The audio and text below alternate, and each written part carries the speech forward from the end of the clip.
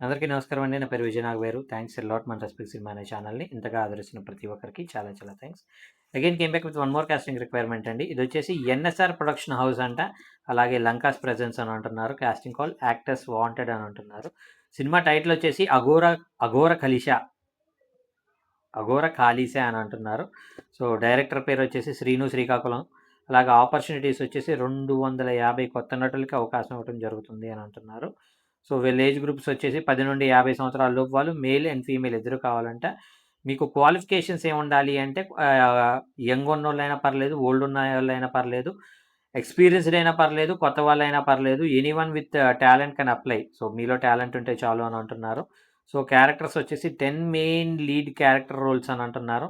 Including a pivotal film driving female character కూడా కావాలి అని అంటున్నారు.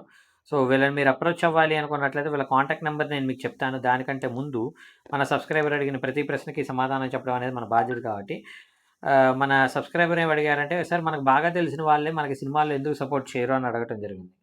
ఇక్కడ సింపుల్ థింగ్ ఏంటంటేనండి, బాగా తెలిసిన వాళ్ళు మీకు సపోర్ట్ చేసే ఒక స్థాయిలో ఉన్నారా లేదా అనేది కూడా తెలుసుకోవాలి. అలాగే వాళ్ళు ఒకవేళ సపోర్ట్ చేయటానికి మీరు క్వాలిఫైడా కాదా అనేది కూడా తెలుసుకోవాలి. ఇప్పుడు ఫర్ ఎగ్జాంపుల్ నేనే ఉన్నాను. నాకు ఒక ఫ్రెండ్ ఉన్నాడు. ఇక్కడే హైదరాబాద్‌లో నాతో పాటు రామంతపూర్‌లో చదువుకున్నాడు. అతని పేరు వచ్చి శ్రీను. ఓకే. సో అతను ఏంటంటే బేసికలీ పాల వ్యాపారి. రైట్. సో అతనికి చాలా కంటే చాలా ఇష్టం యాక్టింగ్ అనేది. నన్ను కొన్ని వందల సార్లు అడుగుంటాడు. ఒక క్యారెక్టరు అంటాడు. నాకు ఇవ్వటానికి ఎలాంటి ఇబ్బంది లేదు. కానీ అతను ఆ క్యారెక్టర్ అడగటంతో పాటు అతను ఏం చేస్తాడు అంటే, అతను ఎలాంటి క్యారెక్టర్ చేద్దాం అనుకుంటున్నాడు అనేది కూడా చెప్పేస్తాడు. అంటే ఫర్ ఎగ్జాంపుల్ నాకు 'బలగం' లాంటి క్యారెక్టరు, అందులో నేను ఇలా డైలాగులు చెప్తా, అలా డైలాగులు చెప్తా, ఆ డైలాగ్ చెప్తా, ఈ డైలాగ్ చెప్తానంటాడు. ఇప్పుడు నీ డైలాగులు నువ్వు కాదురా చెప్పాల్సింది. అక్కడ ఏ డైలాగ్ అయితే రాస్తారో ఆ డైలాగ్ చెప్పాలిరా నువ్వు అని అంట. అలా కాదబ్బా నీకు అర్థం కావట్లేదు. నాలో యాక్టరు నీకు అర్థం కావట్లేదు. అసలు అలా నేను డైలాగులు చెప్పడం మొదలుపెడితే అబ్బా! ఇంత గొప్పగా డైలాగులు చెప్తున్నాడు. ఇప్పుడు నేను నిన్ను స్క్రిప్ట్ రైటర్‌గా పిలుస్తున్నానా? ఆర్టిస్ట్‌గా పిలుస్తున్నానా అనేది తెలుసుకోవాలి.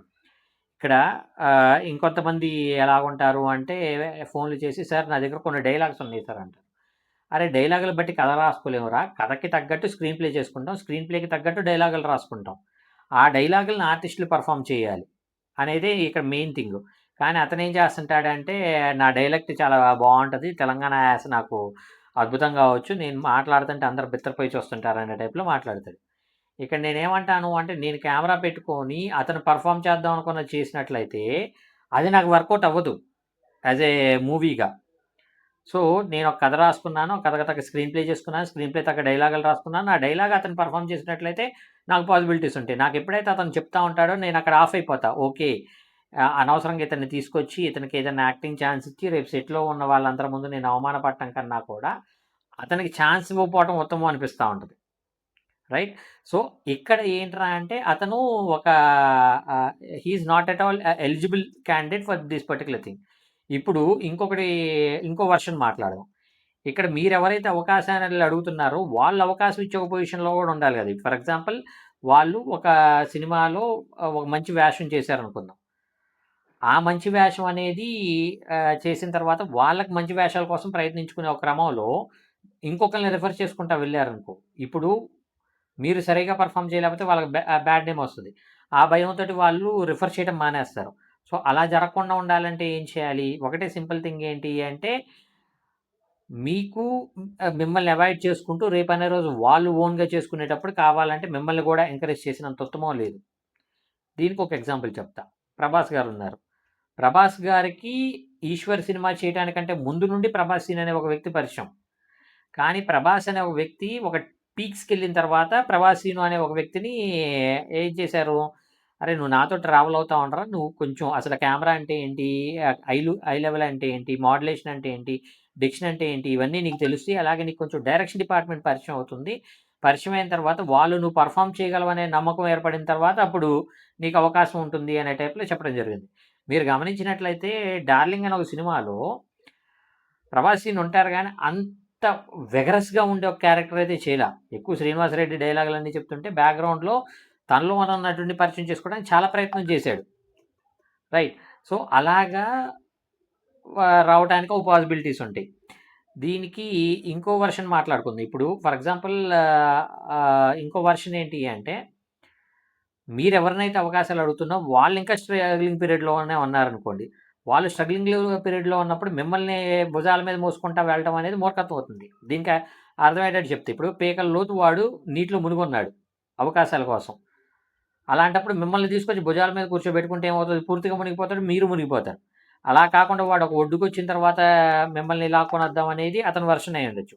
సో, ఇక్కడ ఏదైనా గాని సింపుల్ థింగ్ ఏంటి అంటే, ఒకళ్ళని మీరు అవకాశాలు అడగటం కన్నా గూడా, మీ వైపు నుండి మీరెలాంటి ప్రయత్నాలు చేస్తున్నారనే దాన్ని బట్టి మీకు సక్సెస్ వస్తుంది తప్పించి, నాకు బాగా తెలుసు పలానా వ్యక్తి అతను నాకు అవకాశాలు ఇవ్వట్లేదు అని అది తిట్టుకుంటా ఉన్నట్లయితే మీరెప్పటికీ సక్సెస్ అవ్వరు. నా నా ఒపీనియన్ ఏంటి అంటే, నెగెటివ్ వైబ్రేషన్ అనేది మిమ్మల్ని ఇంకొంచెం పాతకుల లోపలికి తోస్తది తప్పించి, మీ లైఫ్‌లో అద్భుతం జరగటానికి ప్రయత్నం అయితే చేయదు అనేది నా ఒపీనియన్. హోప్ మీకు అర్థమైంది అనుకుంటున్నాను. ఇంకా మీకు ఇలాంటి డౌట్స్, క్వెషన్స్, క్వైరీస్ ఏదైనా ఉన్నట్లయితే తప్పకుండా కామెంట్ రూపంలో అడిగే ప్రయత్నం చేయండి. ప్రతి ప్రశ్నకి సమాధానం చెప్పడం జరుగుతుంది. So, getting back to the casting requirement వీళ్ళ కాంటాక్ట్ నెంబర్ చెప్తాను, నోట్ చేసుకోండి. 934757 లైక్ చేశారా? ఇంకా చేయలేదు కదా! లైక్ చేయండి. ఎంత ఎక్కువ మందికి షేర్ చేయండి. ఎవరైతే సబ్స్క్రైబ్ చేసుకోకుండా చూస్తున్నారో please do subscribe. So, disclaimer అది మీ అందరికీ తెలిసిందే కదా! నేను పెట్టే ఏ పర్టిక్యులర్ కాస్టింగ్ రిక్వైర్మెంట్‌కి నాకు ఎటువంటి వ్యక్తిగతమైన లావాదేవీలు వీళ్ళెవరో కూడా నాకు తెలీదు. వీళ్ళలో ఎవరైనా మిమ్మల్ని డబ్బులు అడిగినా, మోసం చేసే ప్రయత్నం చేసినా నమ్మకండి, మోసపోకండి, జాగ్రత్తగా ఉండండి. వీడియో నచ్చిందా? లైక్ చేశారా? షేర్ చేయండి. సబ్స్క్రైబ్ చేసుకున్న వాళ్ళు సబ్స్క్రైబ్ చేసుకోండి. ఇందాక హాఫ్ నెంబర్ చెప్పా కదా! ఇప్పుడు హాఫ్ నెంబరే చెప్తాను. ఆ హాఫ్ నెంబర్, ఈ హాఫ్ నెంబర్ సరి చూసుకొని మీరు వాళ్ళని అప్రోచ్ అవ్వండి. సో, 3839 ఇందాక చెప్పేసాను మిగతా హాఫ్. కాబట్టి వీడియోని ఆశాంతం చూస్తే మాత్రమే ఇలాంటి అద్భుతాలు జరుగుతాయి. So, thank you and all the best.